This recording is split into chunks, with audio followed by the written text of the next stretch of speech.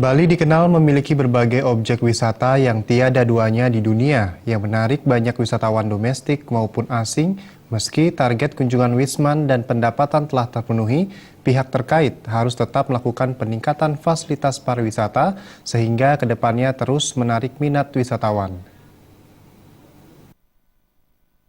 Bali memang memiliki banyak objek wisata yang menjadi tujuan wisatawan mancanegara maupun domestik. Di Tabanan, objek wisata Tanah Lot sudah menjadi objek wisata wajib di antara para wisatawan. Pada tahun 2015 lalu, target kunjungan Wisman maupun pendapatan dari sektor pariwisata dinilai telah melampaui target. Ketua Komisi 4 DPRD Tabanan, Imade Dirge, menyampaikan hal ini menjadi suatu kebanggaan bagi masyarakat maupun pemerintah Kabupaten Tabanan. Imade Dirge menambahkan, bila target telah tercapai, bukan berarti kerja keras sudah berakhir. Pada tahun 2016 ini, pihak terkait terus meningkatkan fasilitas-fasilitas penunjang pariwisata, termasuk sarana prasarana, keamanan, dan kenyamanan. Rencananya, e-ticketing akan diberlakukan pada wisatawan untuk semakin memudahkan pengunjung.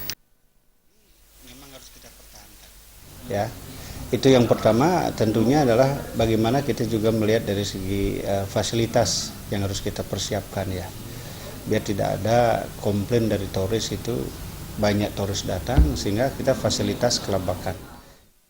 Upaya ini didukung oleh akademisi Universitas Warmadewa I Gusti Ngurah Sanjaya. Sebagai daerah dengan pendapatan daerah dari sektor pariwisata, Tabanan harus senantiasa melakukan peningkatan dan perbaikan pada fasilitas penunjang pariwisata.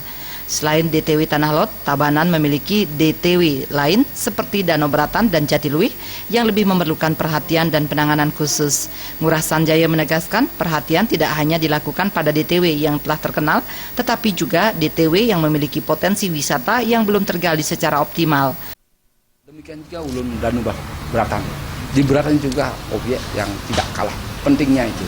Semua itu dituntut untuk profesional. Yang baru muncul sekarang kan Jatiluwih.